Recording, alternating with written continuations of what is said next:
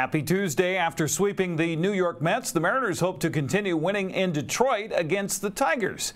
The first of a three-game series is underway as George Kirby goes up against Cy Young Award frontrunner Terrell Skubal. The game at Comerica Park is on Root Sports Northwest. During the off day yesterday, Seattle announced it had signed outfielder Victor Robles to a 2-year extension with an option for a third. Robles has quickly become an enigmatic spark plug in the Mariner lineup, highlighted by being mic'd up against the Mets on national television last Sunday.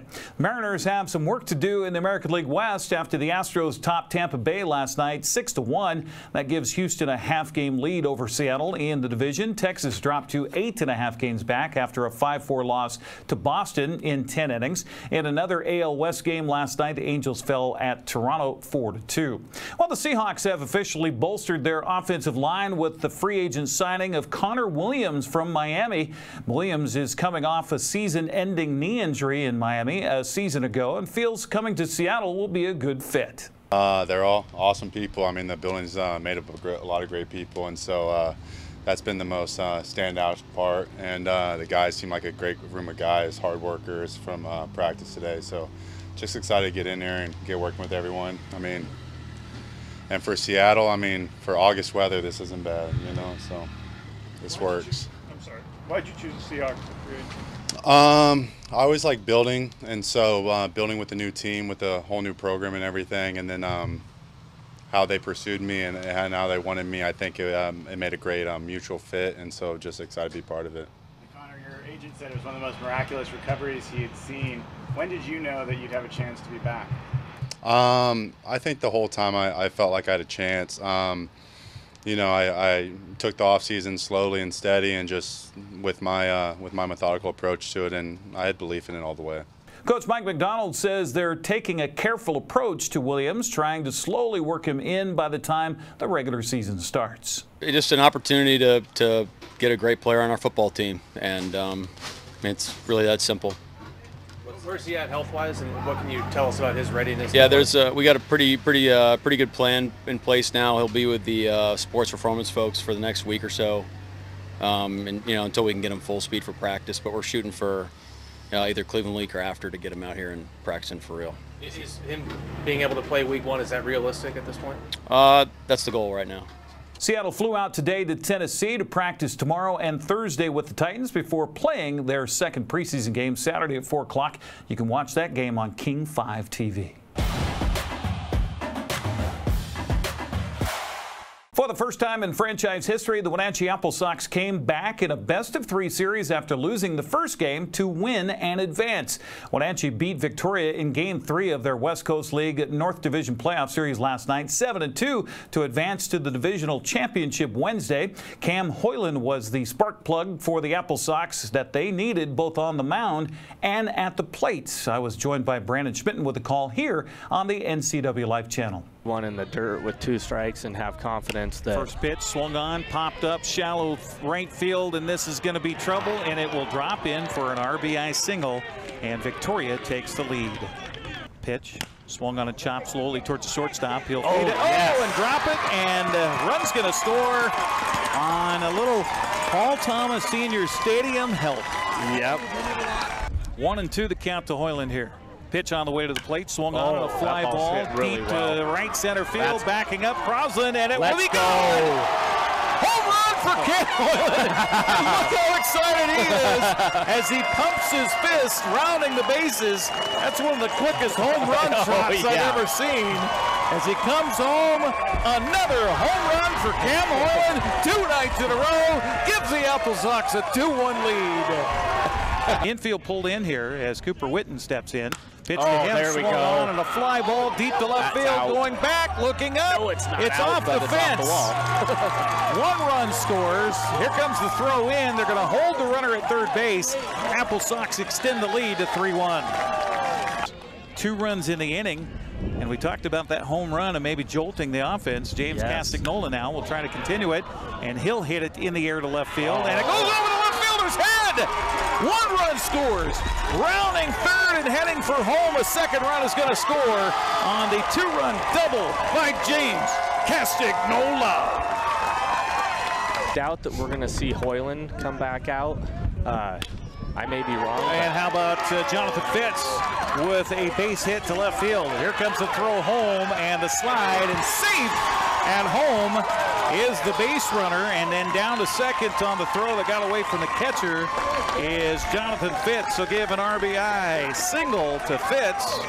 He's just trying to get a ball in the outfield to score that run, get a little insurance here. Pitch on the way, swung on. There it is. How about a base hit and an RBI for Hunter Friedberg as Jonathan Fitz comes home to score. Apple Sox lead at 7-1. Andrew Monson trying to finish up the work of Cam Hoyland and give Cam the win here tonight, and more importantly, extend Wenatchee's season by at least one more game. Here we go. 1-2 the count. Pitch on the way, swung on and missed, and it ends in a strikeout. And he ends up getting 2 strikeouts in the inning. Victoria has a little to say in the end, but not enough. 7-2 the final. The Apple Sox win the division series, and now we'll head for the division championship on Wednesday nights. I also visited with Hoyland and Coach Mitch Darlington after the big win. Cam Hoyland joins us now. Cam, you're a huge part of this win last night with a big home run, and then tonight on the mound. When Coach told you you were going to stay in the lineup as a hitter, what'd you think? I wanted it. I did it at my community college 2 years ago, and I know that when I do it, I have a little bit more pride in my game, and just being able to go out there and compete on both sides is really just something that I love to do. Talk about your start tonight. You had a little walk issues in those first 3 innings, but you were able to settle down. And how about having that defense play behind you? Yeah, when you have a team that plays behind you like that, it's really hard to get beat. And, I mean, all credit goes to them, especially since I only had 1 strikeout. So the defense had to make plays for me to have a good outing, and they did. And I'm so grateful for that. And, like, obviously the stuff wasn't as good. The command wasn't great, but I was able to compete and get it done.